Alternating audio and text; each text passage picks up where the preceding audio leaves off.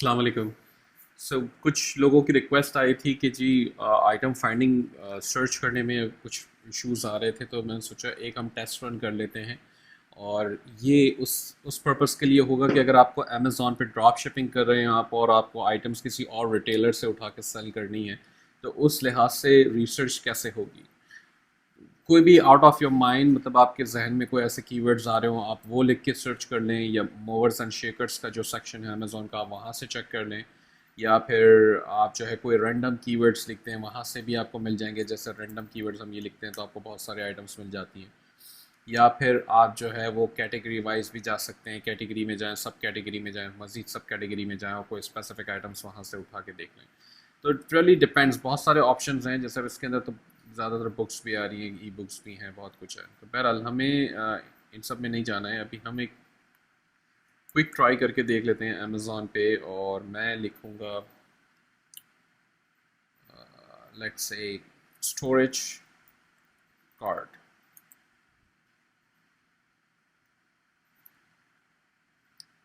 ठीक है।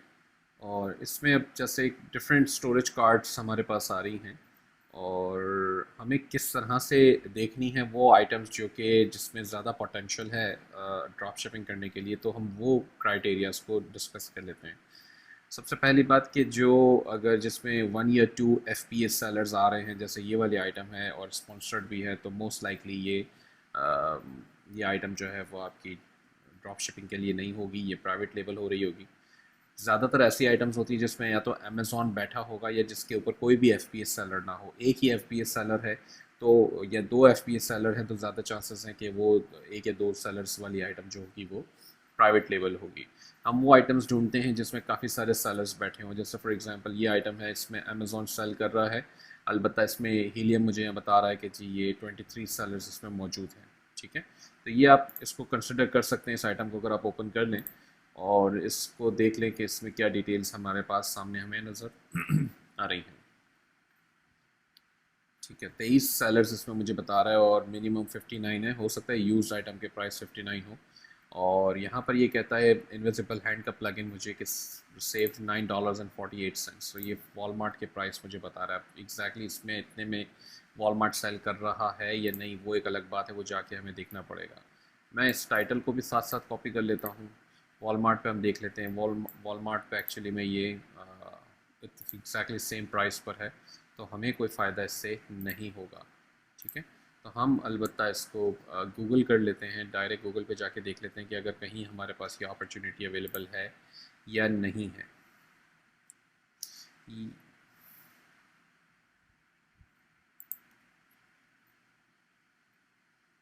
ठीक है।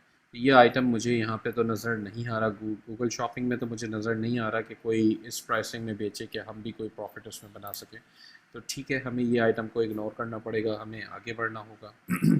अलबत्ता ये वो तरीके मैं बता रहा हूँ जो कि मैनुअल हैं, इसमें कोई टूल्स हमने इस्तेमाल नहीं किए हैं ज़्यादा। ज़ाहिर सी बात है, जब हम टूल्स इस्तेमाल करते हैं तो हमारा टाइम बच जाता है। जो हमें एक एक करके ये आइटम ओपन करके देखनी पड़ रही हैं, वो हमें कुछ नहीं करना पड़ता। तो ये हमारा वहाँ पर टाइम थोड़ा सा बच जाता है। अब जैसे इसमें 14 सेलर्स हमें नज़र आ रहे हैं, आप इसको भी देख सकते हैं अमेज़ॉन पर। अमेज़ॉन खुद भी सेल कर रहा है इस वक्त। ठीक है। और कोई आइटम देख लेते हैं। इसमें अमेज़ॉन भी है, FPS सेलर भी है, हनी कैन डू एक ब्रांड है और ये रिफर्बिश बेच रहा है, इसलिए हमें इसको देखने की ज़रूरत नहीं है। इसके अलावा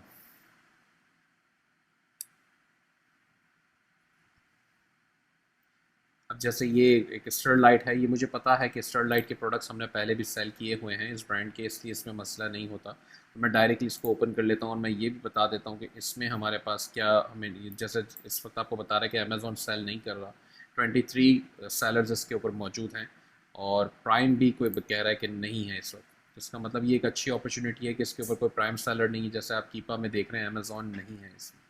ठीक है। अब हमें ये सर्च करना है गूगल पे, और या तो इतना मैं डायरेक्ट सर्च करूँगा ले जाके इसको। और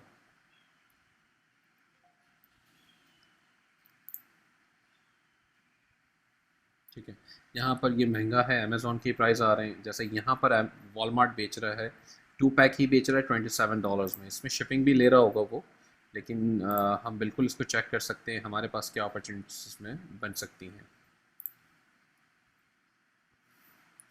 ठीक है, वॉलमार्ट में $27 का है, 2705, और इसके $6 ये 599 जो शिपिंग लेगा वो भी लग जाएगी, और ये भी दो 2 पैक हमें दे रहा है। ठीक है, तो ये हम चेक कर लेते हैं यहाँ पर इस आइटम को, और इसकी कैलकुलेशन करके देख लेते हैं। यहाँ पे 3748 का ये बंदा बेच रहा है, बाकी और भी लोग हैं जो ओपन बॉक्स और न्यू में ये बता रहा है मुझे। यहाँ पर ज़्यादातर तो खैर न्यू ही हैं।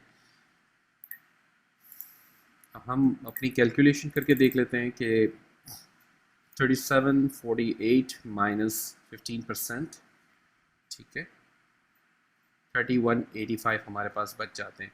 अब चूंकि मुझे ऐसे ही अंदाज़ा हो रहा है कि 27 का आइटम होगा और $6 उसमें शिपिंग लगा दूंगा तो $33 उसकी प्राइस बन जाएगी, और यहाँ हमें तकरीबन $1.25 या $1.5 का इसमें हमें नुकसान हो जाएगा।